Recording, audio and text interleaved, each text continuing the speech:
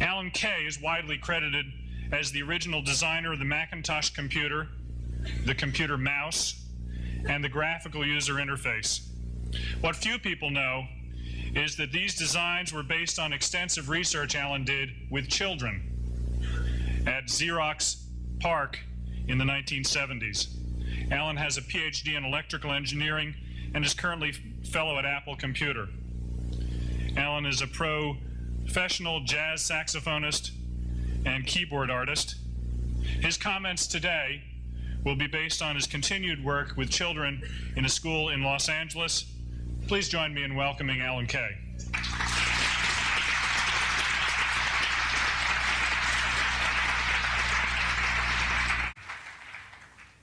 Thanks. I love introductions because they can't possibly be true. So I actually was a jazz guitarist many years ago.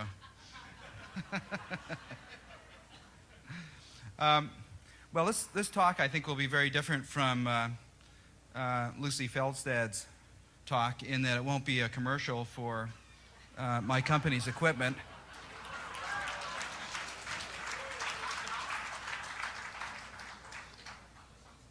In fact, having been a technologist now for about 30 years, I still don't think the computer equipment is quite there yet. And so a lot of the preparation for it is a little bit like becoming a guerrilla warrior in the face of something that is what you might call inverse vandalism. You know, when the kid threw the brick through the window and the cop asked why, he said, well, because I could. And a lot of technology that is built today is because they can. It's inverse vandalism. So I'd like to start my talk off by giving you 3 dilemmas which I think we have to worry about. The first one is something that could very well happen in a crazy place like California where we watch MTV a lot. The parents worried because their children aren't getting to be musicians by the time they leave high school, and noticing that the Americans are scoring 8th out of 10 countries, with the Japanese, of course, being first in music leaving high school, start beating on the state legislature right before a big election, and finally the state senators and the legislature say, all right, we have a solution for you. We're going to put a piano in every classroom.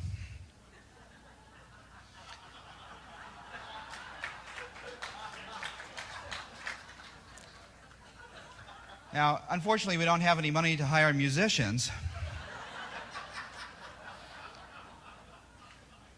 So what we'll do is we'll give the existing teachers 2-week refresher courses in music in the summer. And that should solve it. Now, as any musician will tell you, the music is not in the piano.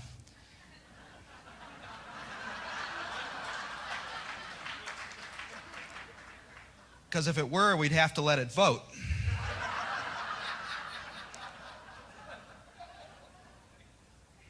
I've worked with many teachers over the last 20 years, and almost without exception, they really care about helping their students. And you can imagine some 5th grade teachers with this new dilemma and saying, well, we learned that C major scale thing this summer, and if we taught it to the kids, some of them would do better than some of them would do worse, and that would give us a nice bell curve for grades. In other words, what happens when the teachers really don't know what to do, they come up with behavioral objectives.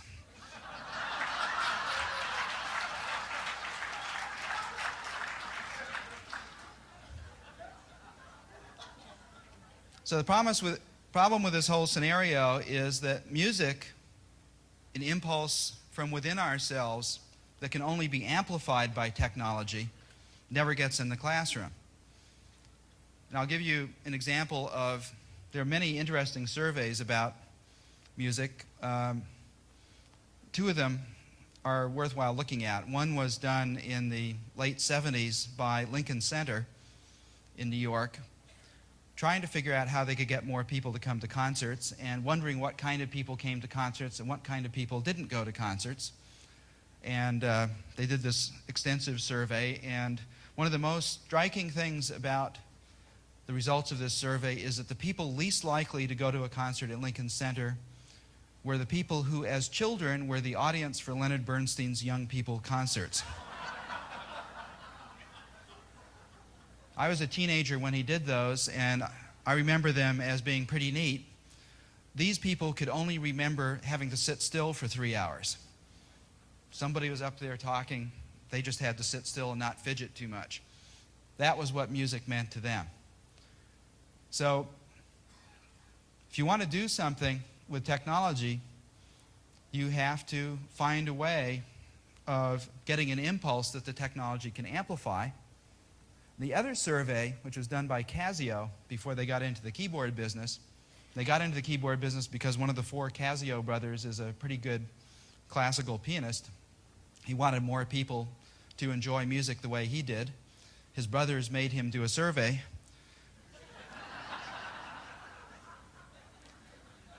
It's like what big companies do when they don't know what to do. They hire some consultants. A consultant is a person who knows 100 ways to make love but doesn't have a girlfriend.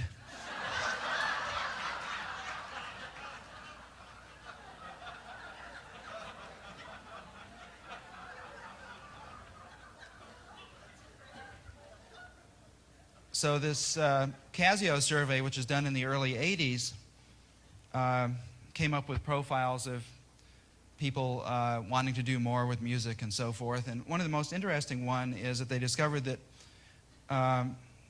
the 9 out of 10 people who had been forced to take piano as a child had been turned away from music for the rest of their life. So here's the technology not being neutral, not being an amplifier, but being the other thing that technology is, the other side of the coin, which is a kind of a prosthetic. You put an orthotic brace on a healthy limb, and the healthy limb starts to atrophy. The piano, without the musical impulse inside the learner, atrophies what interest they might have because it removes the necessity for paying attention to a lot of things like the pitch of the note. So this is the first dilemma, and it basically says the first thing we have to do before we worry about technology is we have to worry about what our value system is. That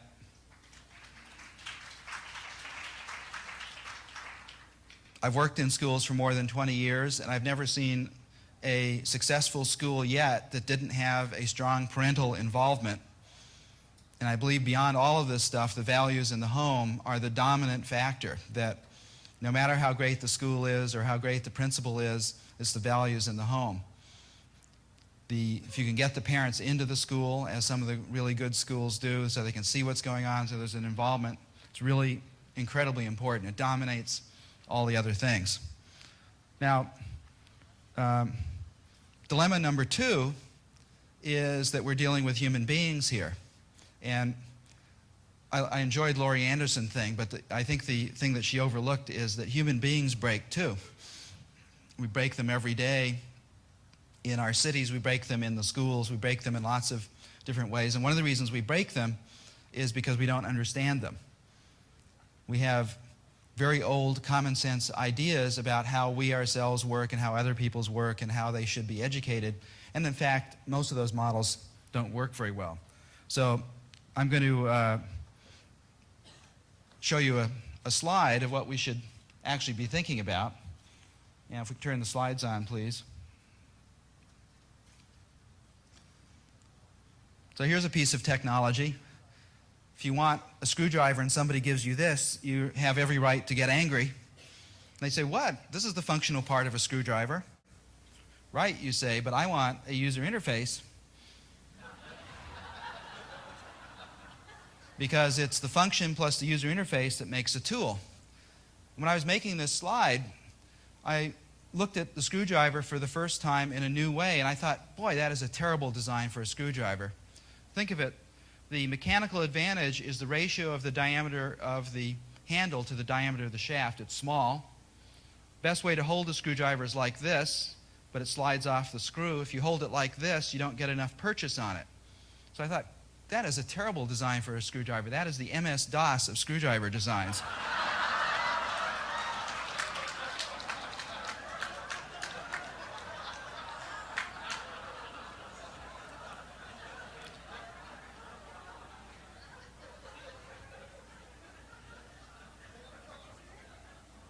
I didn't say I wouldn't do any anti-commercial.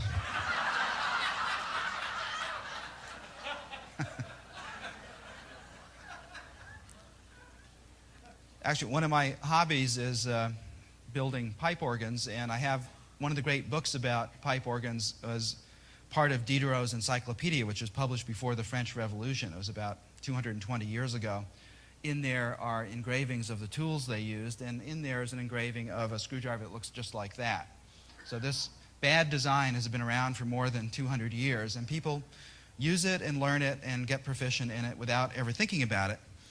But if we tried to fit the screwdriver to the human, then we might come up with something different. What should a screwdriver actually look like? Well, it should have a very big diameter on the handle.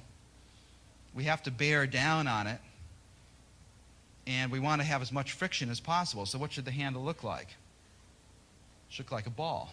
Has anybody ever seen a screwdriver like that? Yeah.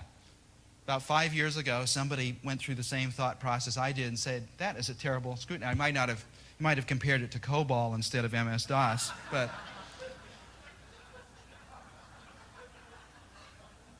so he said, well, there's actually a hand there. There's a hand. What an idea. Maybe we should fit something to the human who's going to use it. And of course, when we're dealing with primates, and we're trying to communicate with them, we have to find some of the modes of communication that primates are willing to use. And one of the ways you can do this is by making up a representation system that is both familiar and elevating. We happen to be primates as well, and so the kind of fittedness we need is something about how the mind works. And in fact, we don't know very well how the mind works. So here's an example. So take a look at this face and see if you can see what's wrong with it, besides that it's upside down. Who can see? Mouth is upside down. What else? The eyes. Okay, let's pretend we're in the kind of school that none of you represent, in which knowledge is thought of as a fluid that is transferred drop by drop from the full teacher vessel to the empty student vessel. And that knowledge is encoded into facts represented by language. So let me give you a sentence, a fact about this picture, and let's see if you agree. Now, what we've done here is we've taken a picture of a young girl, we've extracted her eyes and mouth, we've turned them upside down, put them back into the picture, and then turned the entire picture upside down. Does everybody agree with that as an idea? Yeah. Okay, so you should be quite prepared for what it looks like right side up. I'm going to turn this back because I've discovered nobody will listen to it when it's on the other way.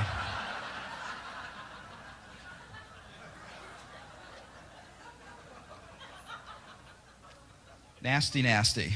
Always doing things like that. So this is why McDonald's Hamburgers doesn't run print ads saying that eating a McDonald's hamburger will make you a better looking person.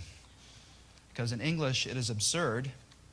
That statement goes in through your ears, goes to the left side of your brain, is evaluated more or less as a proposition, and is rejected. So what companies like McDonald's do is to make an image showing good-looking people eating hamburgers, and all of a sudden it goes through your eyes to the back part of your brain, over to the lower right-hand side of your brain, and you come up with a different inference, a weaker inference, but the inference that the advertisers want you to have. So the important idea here is that not only do we not understand how human mentalities work very well, but in fact we don't have just a single way of dealing with the world.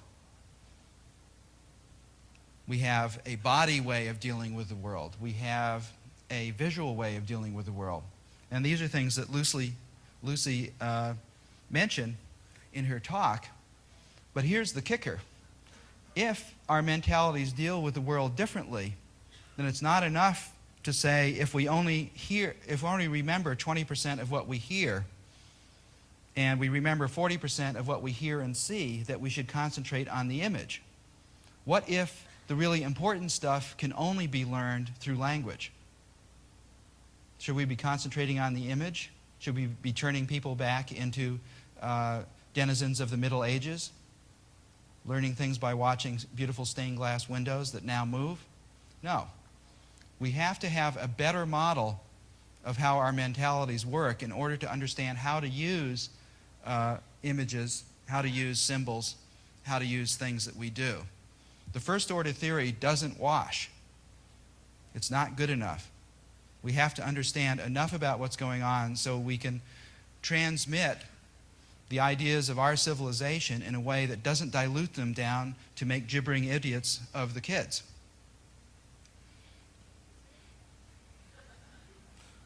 So Piaget had a mental model. It's one that is used a lot. Actually doesn't work quite the way he thought it did, but he sort of thought of it as a caterpillar going towards a butterfly. You go through metamorphosis. The most important thing that I think that Piaget pointed out is that kids are not damaged adults. In other words, the purpose of education is not to fix them so that they will then be good adults. That the stageness that Piaget noticed was different parts of the kid's brain functioning in a coherent way, but in a different way than adults do. A more interesting model was put forth by Jerome Brunner based on Piaget's and using some of the same Piaget experiments. Now here's the famous water pouring one where you pour from a squat glass into a tall thin one, and the kid in the visual stage says there's more water in the tall glass. Now Brunner did something that Piaget never thought to do, which is he then covered the tall glass so the kid couldn't see it anymore and asked the question again. The kid immediately changes his mind back and says, but wait a minute, there can't be more water. So Brunner takes the cardboard away, and then the kid says, no, look, there's more water. Brunner puts the cardboard back, and the kid changes his mind again. So if you have any 6-year-olds you'd like to torment,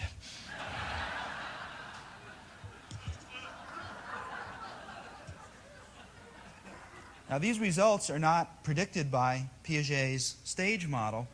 So Brunner came up with a more interesting multiple mentality model, which seems to be much closer to what's going on, that we actually have different mental centers. You were reacting to two when I showed you the upside down faces. And these mental centers deal with the world in completely different ways. They came about for different evolutionary reasons. And we have very little communication between the different ways of apprehending the world. So the simplest form of this is to think of ourselves as having a body-centered way of dealing with the world, a visual or a figurative-centered way of dealing with the world, sometimes thought of as being like right brain.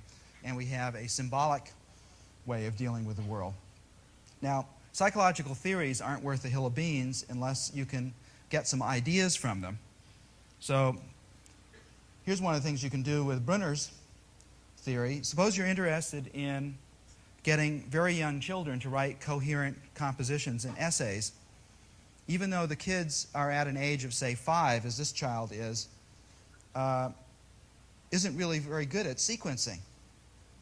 This is done at the Open School, where we have had a project for many years, actually done before we showed up. And one of the teachers discovered that if you got the kids to make a storyboard, so the kids actually make the drawings on the left first, because lo and behold, the kids can sequence visually, even though they can't sequence symbolically yet. And in fact, we've done some experiments last year that showed that even preschoolers can do coherent stories if they have a storyboard apparatus to help them. Then the kids can turn around and write sentences that refer to each of the panels, and we have given them a structure that helps them organize something that they couldn't organize before. So, is this a trick? Is this cheating? I'm curious. Is it? You don't have to agree with me. Okay, I don't think it is, because I think that our whole civilization has progressed by changing the representations that we use to deal with the world. We have about the same IQ we had 250,000 years ago. Imagine having an IQ of 300, which has never been recorded on this earth, and living 200,000 years ago. What could you do? Or having one like 220 and being Leonardo, living 3 centuries before he could have the power to power all the things that he thought up. You can have an incredibly powerful IQ and not be able to do much with it because it is the representation systems that make us powerful, not our puny ability to think. We have to have structures to deal with, and part of the aim of education to me is to try and give kids what Seymour Papert has called for many years powerful ideas. Powerful ideas are things that help you think stronger thoughts than you were able to think before. Okay, and well, there's something else you can do. Suppose computers are hard to use and you want to make them easy to use. Well, why not appeal to the inactive, the body mentality?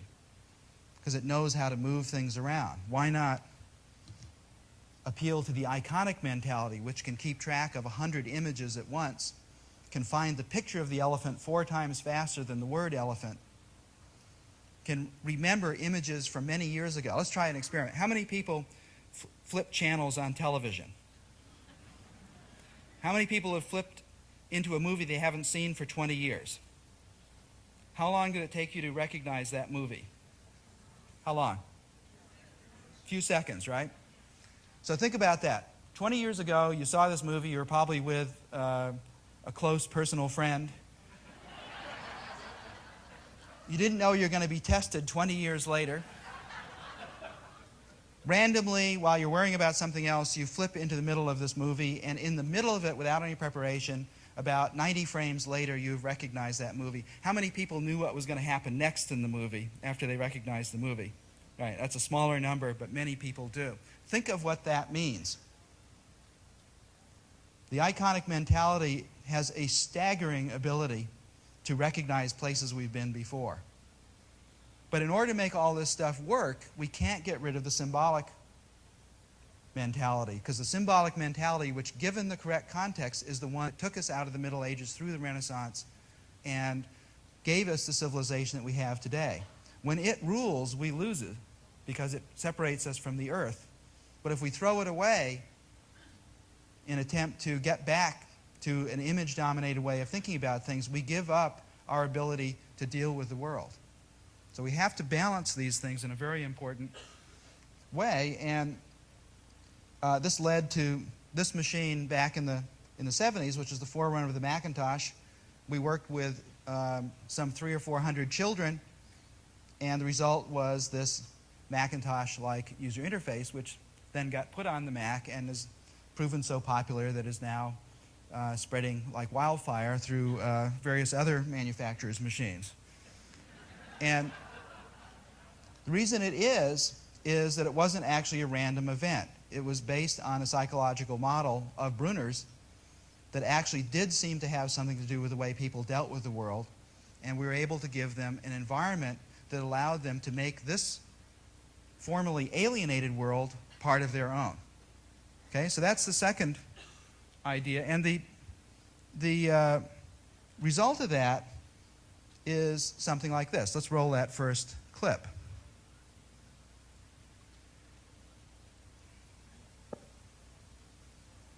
So this is a 22-month-old little girl. This is taken by her father about 5 years ago. So she's 2 months shy of her second birthday. And her mother is my accountant, and both her mother and father live at home, and both of them had Macintosh computers. And when I found out the little girl was interested in computing, I gave her an Apple II, which she rejected. She didn't know what it was. The important thing to realize is that for this little child, this is not technology, because technology is all that stuff that wasn't around when you were born, right? Wristwatches, radios, all those things. Those aren't technology. Clothes, language, they're part of the environment. And as Montessori pointed out many years ago, one of the great geniuses of the 20th century, that one of our strongest urges is to learn an environment. So if you give people an environment, they will start learning it. That's what she did.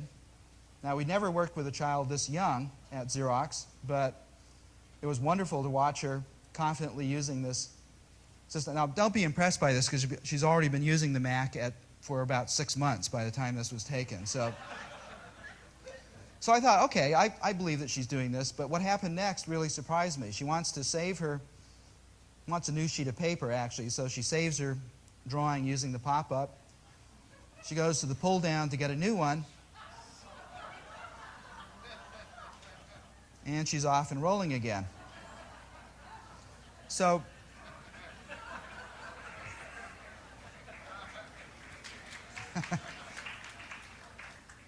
it's one of those rare moments when the camera was running at the right time.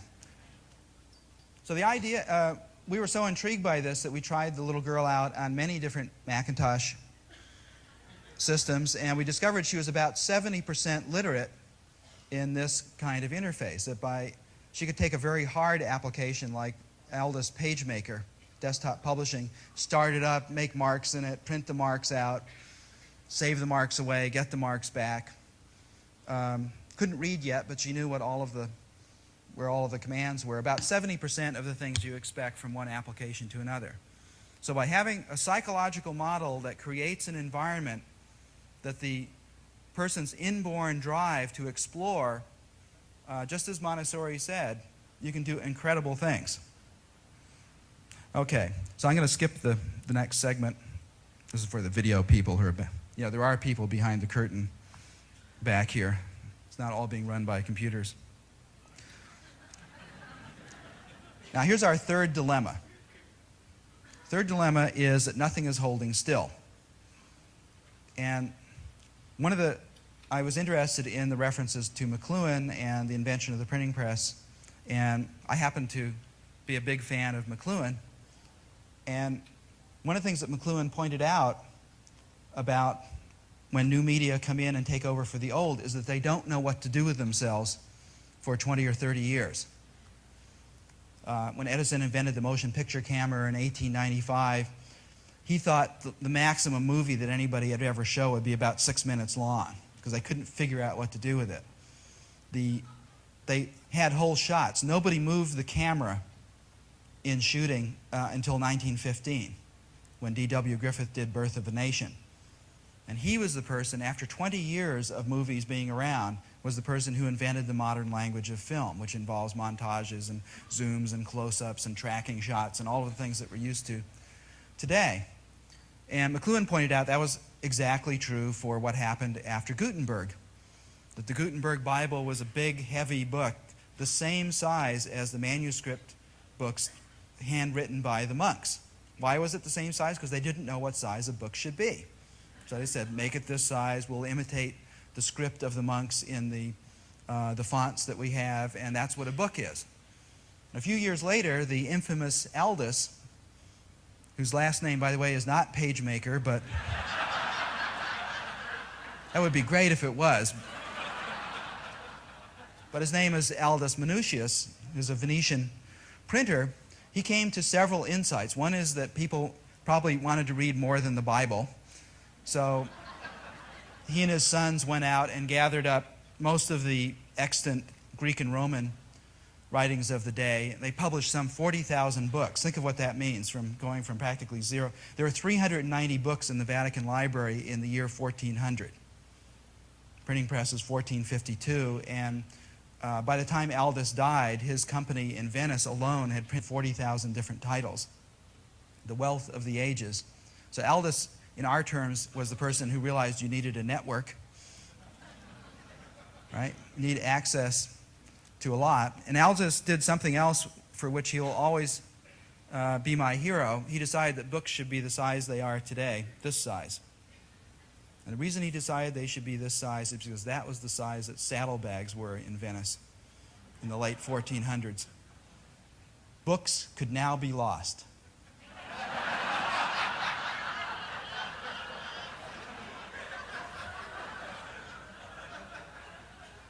Think about it.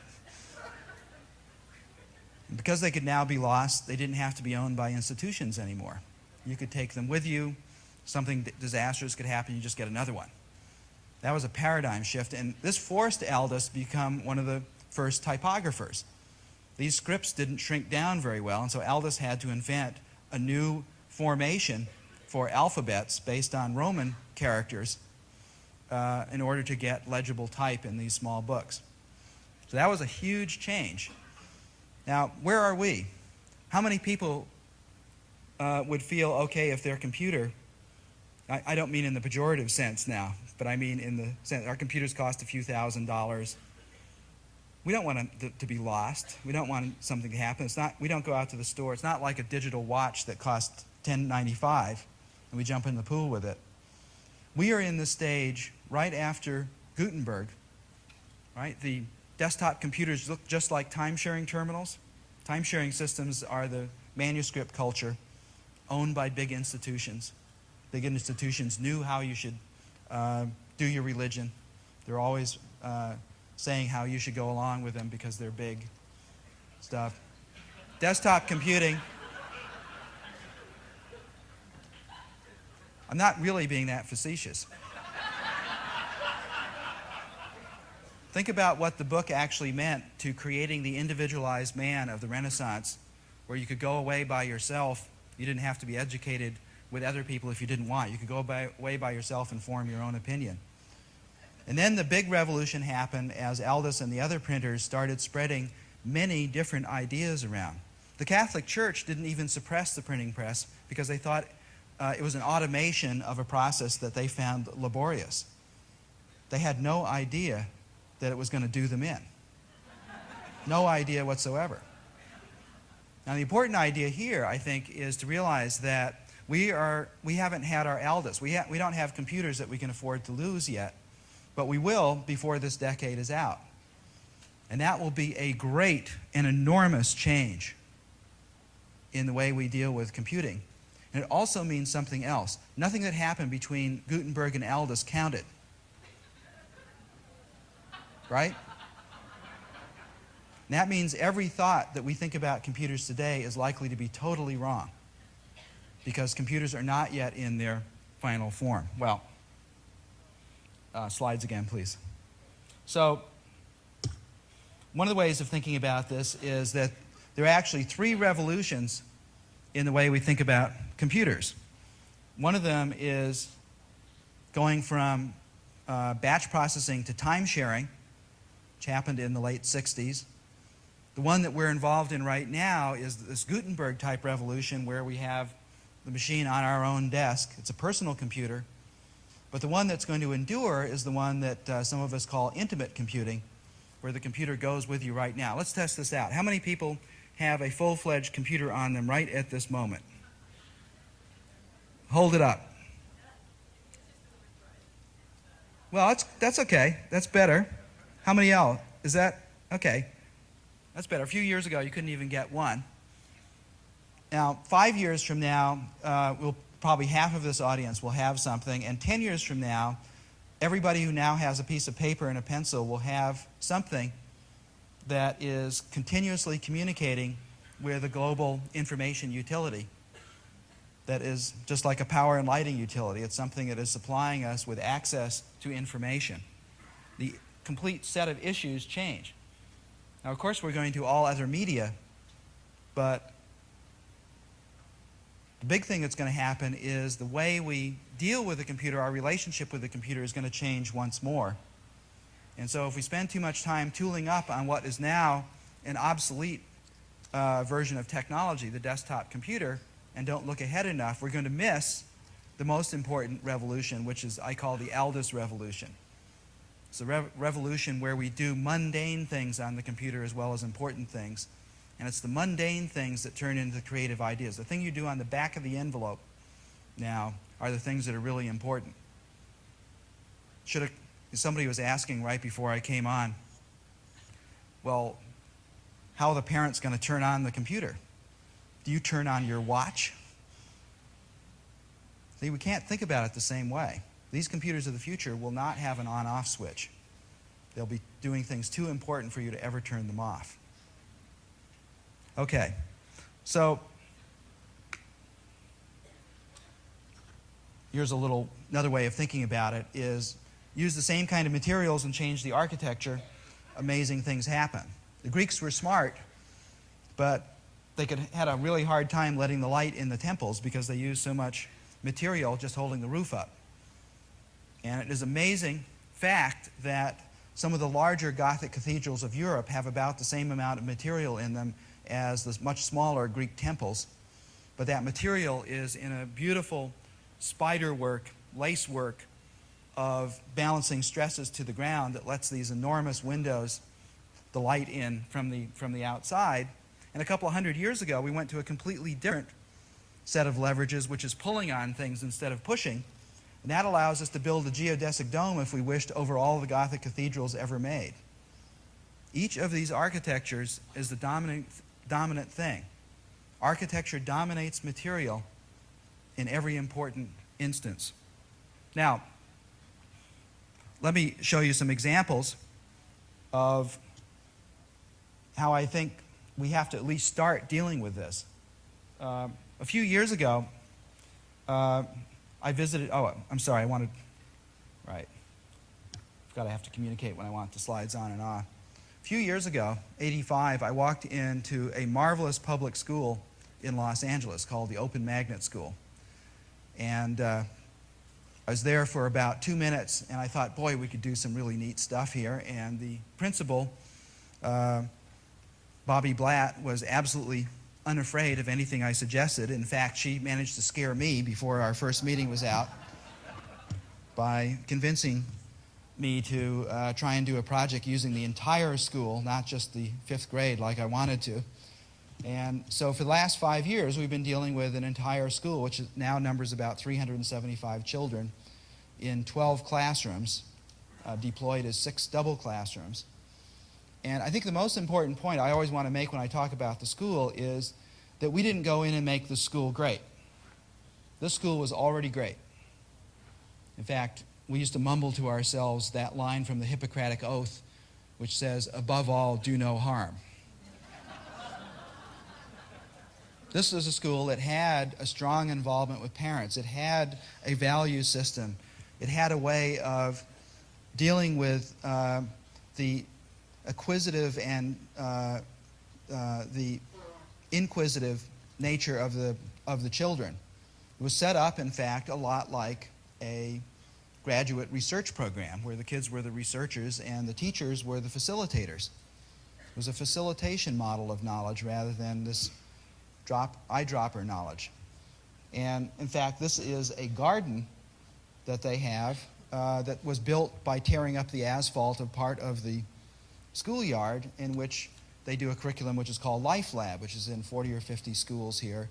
And the children actually designed this garden, built it, and take care of it, and start most of their basic science courses from growing real things right in the middle of West Hollywood. So what we had in mind was this notion of Cesare Pavese and Piagets and Brunners and Montessori's. Pavese said, "To know the world, one must construct it." So we got interested in having the kids construct things and learn things by constructing, and not just things that have to do with computers, but just learning about the universe that they're in by making things and having to do design. And this ramified over the years into a rather rich set of curriculum. And I'm just going to take you on a little tour through. So if we start that second tape, please.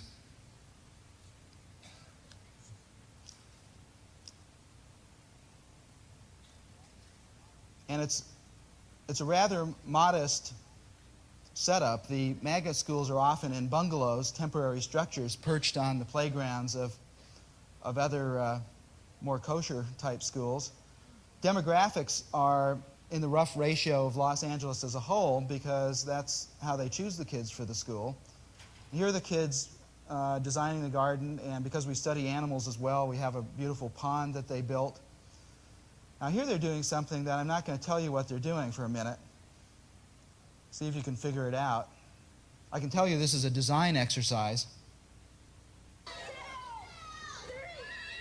We're actually designing a city, and balloons are a wonderful thing to design a city with, because ignore that guy. Yeah, thanks. So urban renewal is easy with balloons. So what I'd like to do is to show you, in fact, we stop the tape for just a second. Thanks. what I'd like to do is to show you three large-scale programs that are done in the school. All of them are done through the teachers. We found that to be one of the most amazing differences from the projects that we'd done before, is because we're dealing with the entire school. Every piece of curriculum that we do is actually taught by the teachers.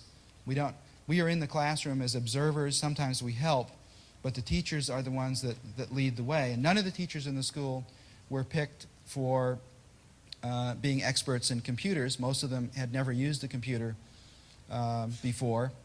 And the teachers in the school actually are picked a lot by how much they really like kids. And boy, does that make a difference. The self-esteem of the kids and the belief in the kids of themselves as movers and shakers is something that the school preserves very well through the first through sixth grade. So first, what I'm going to do is show you a project in which we've only done a limited amount of computer stuff, and it's a 6-month curriculum in city design for 3rd and 4th graders. These children go for a large portion of their school year thinking about designing a very large-scale city. The idea was originally thought up by Doreen Nelson and is implemented in the 3rd and 4th grade. So these kids are 7, 8, and 9 years old. So let's roll the tape. These are parts of toys. I know, but they still are. Everything's part of it. Anything. I know, but they're already something. You should make something out of. This is already something. This is already something. This is already something. Everything you have to. Everything. This is only styrofoam. That was I'll show made you. out of something. I know everything's made out of something. The fact that it's made from a balloon doesn't mean we don't have the design knowledge now to make buildings exactly like they would have to make in 100 years. We're making models, ideas for what buildings could be like in 100 years. We don't have the materials we're going to have in 100 years. Libraries are red stripes, right? Yes. What are you doing? What is that? It's government service. Government service is not striped. Yes, it is. Who did the color code? Whoever did it wrong. It's blue. This is blue. Government service is striped. It's striped. And why? Huh? They should be on. They're not real. 5, 10. They're all 5. I'm gonna build a house, okay? You got all your stuff? Build it? I'm building a house. Yeah. I'll build a car. You want? I'll build a car. Your car. You don't want cars? You guys want cars? Oh, you want to work together? School? Huh? Where's the school? Right there. Did you get that colored in red? You want that red? Want that with the red sticker? Yeah. What are you building? I'm building a car factory. A jail. I'm just building something. But it has to be something. Okay, it's a house. Big deal. Okay, let's go. Big deal. It's a fun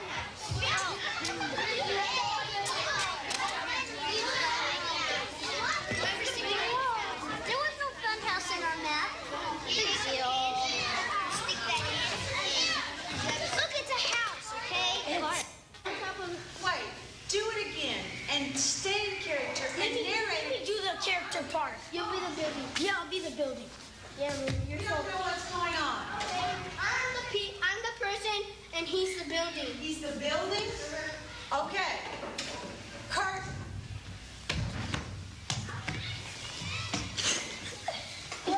Welcome to the Fantasy Mall. We have lots of stuff. Oh, really?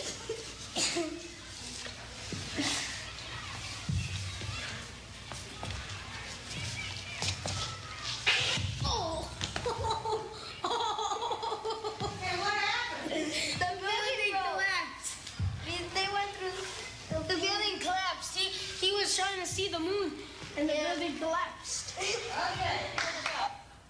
My apartment building and on the top is a swimming pool. If it's a cold day or rainy or something, you can have an indoor swimming pool, and if it's hot, you open it up, and people can lie here. Down here.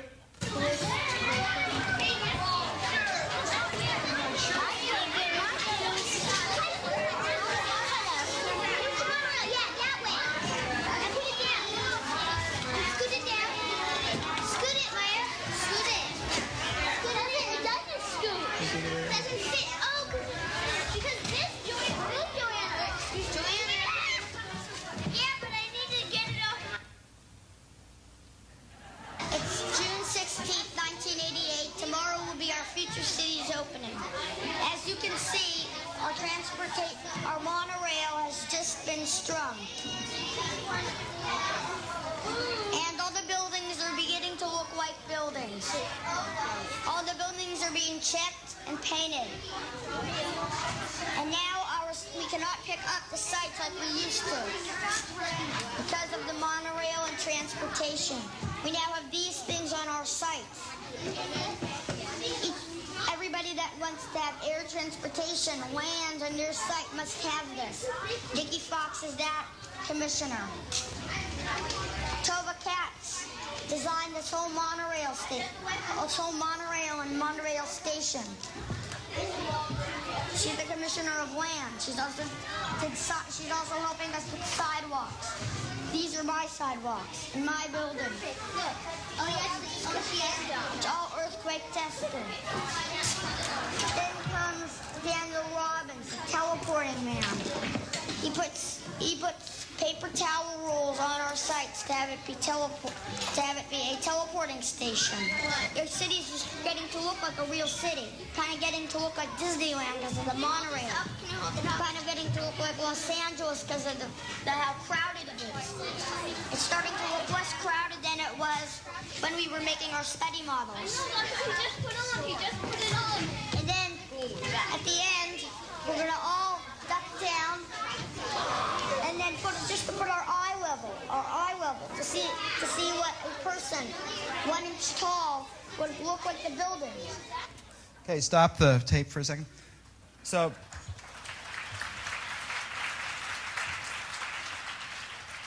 this is a wonderful curriculum. It gets better year by year. The kids have been working, doing various kinds of mock-ups and object design and stuff for the last several months, and they're just getting ready for their big push of designing the final city, which will take the next 3 months. So we occasionally have visitors down there. If you want to drop by in a couple of months and see something nifty, this is one of the things that's going on. Now, I think you can see why we don't use computers a lot in this particular curriculum. This is whole body stuff.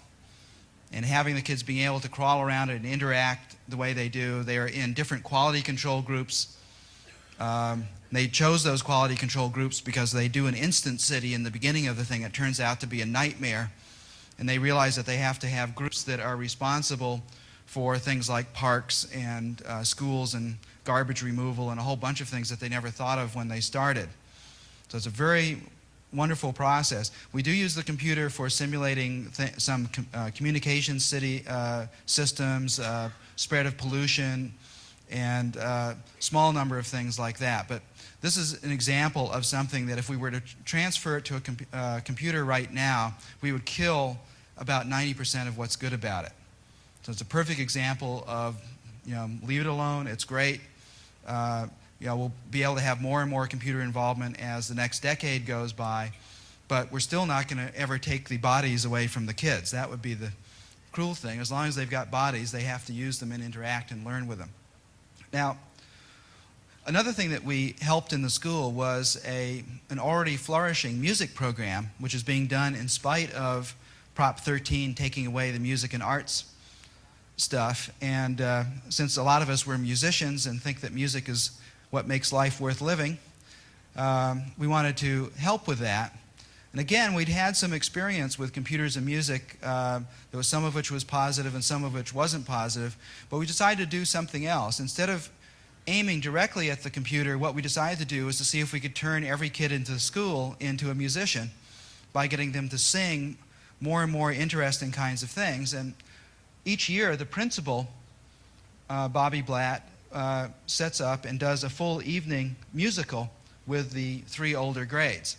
This last year, they did Pirates of Penzance. The pool of kids that were available for this were 150 kids. 120 children worked like dogs for 4 months, stayed the entire course for this musical. They refused to do the stripped-down version of it. They went out and got the Linda Ronstadt movie. And they wanted to do everything. They wanted to sing in harmony in it. They wanted to do every single thing in it, and they did. And because the rehearsals were shaping up so beautifully, the parents organized a multiple camera shoot of the final result. I'm going to show you about 5 minutes of this and give you an example, I think, of what kids can do when they really want to. So.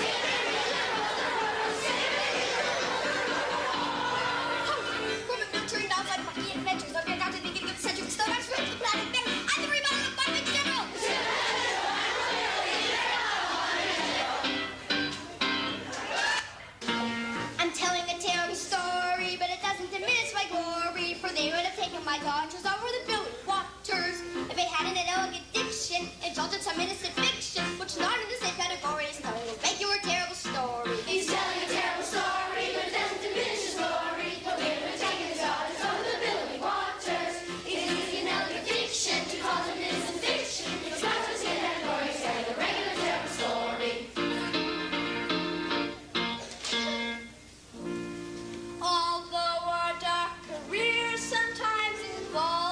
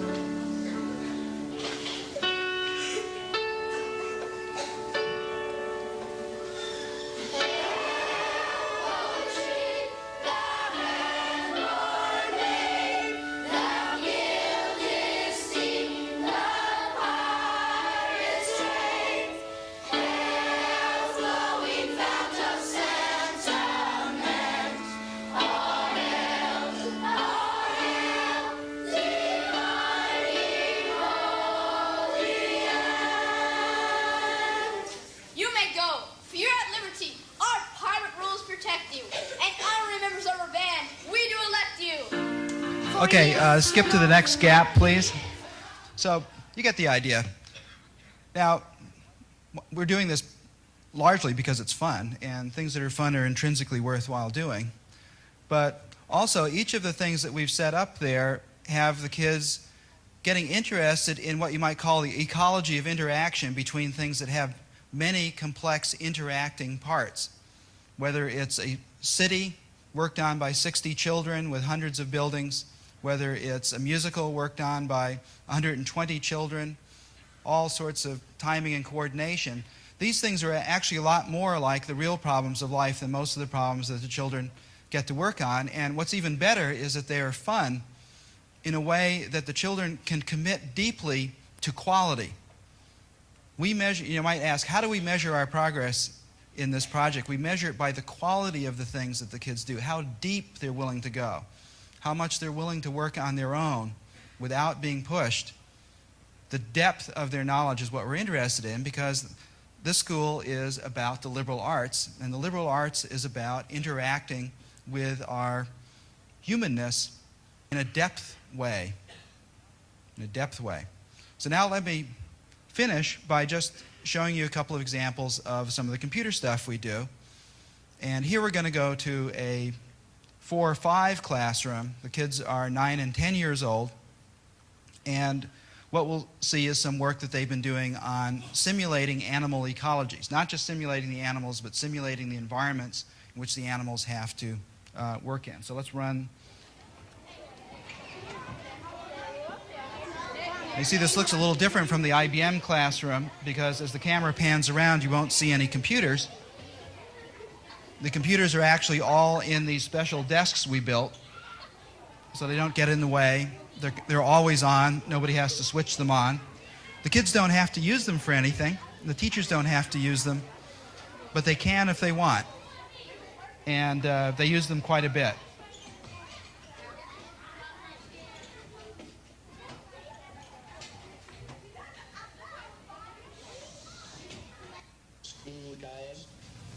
Now here's some early work the children did of these are just animations done in HyperCard.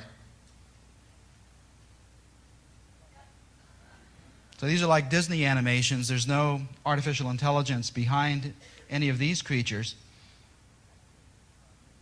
But the next phase of the project. When you're putting in the food agent, if you're asking for every player who has an agent named food, won't the whale come up? Because the whale also has an agent named food. All right, let me tell you why. Because when the agent looks in his world, it doesn't look at himself. It looks at the world beyond him. So that's why it only looks at those players who have food, but it doesn't count himself. But if he asked for every player in the universe, it would include himself. And this is kind of important for you to think about, because when they have to start giving birth to themselves so they won't die off, they have to be able to count everything in the universe. Why, do you think? They have to count how many there are. Like if there was only one left, it was himself, then it would say that there wasn't any left. Right. And that's not true. Good. Okay. Once upon a time there was a whale who lived in the ocean just off the Pacific coast. It is the time of year when the whales migrate down to Mexico to mate and to give birth to their babies who were conceived the year before. Who are you doing that for? Because I don't think it's mine. So the children have to build everything here. Oh, bottom ocean, thank you.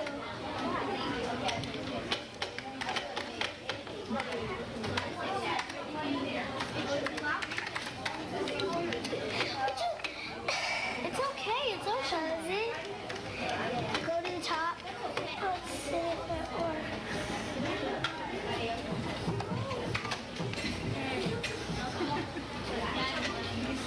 It works, Stacy.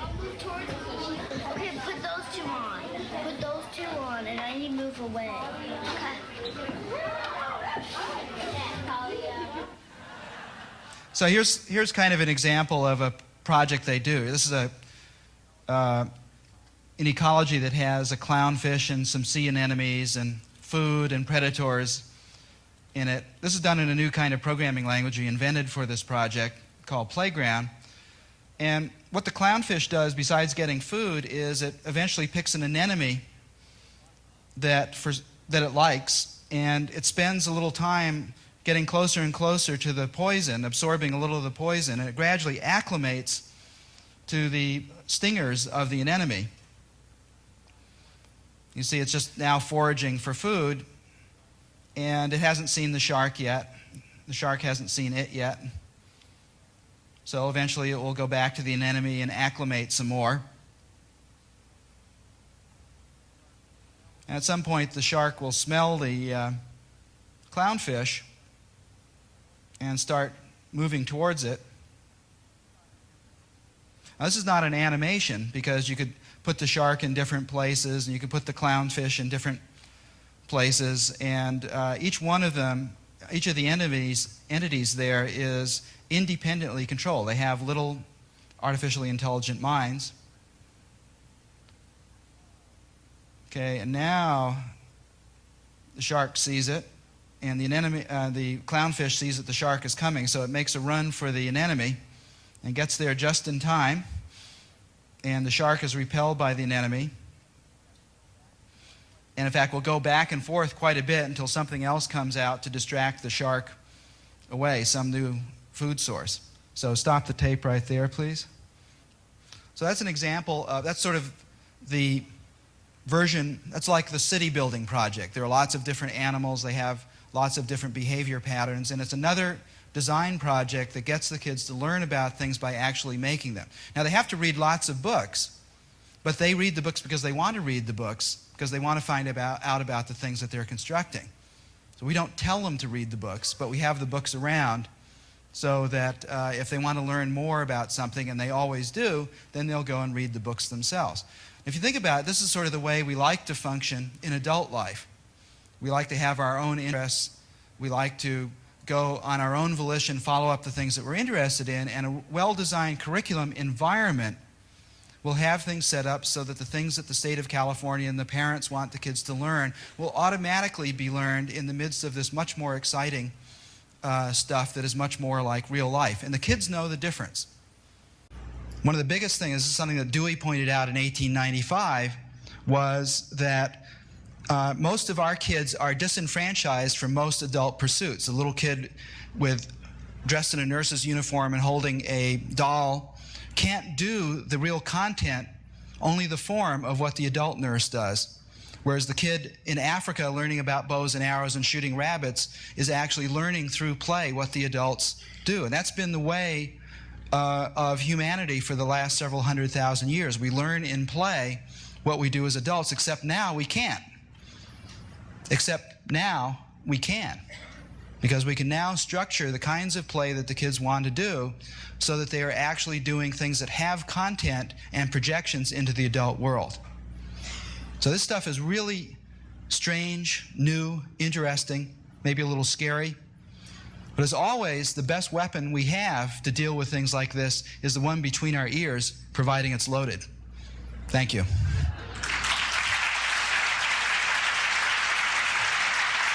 Thank you.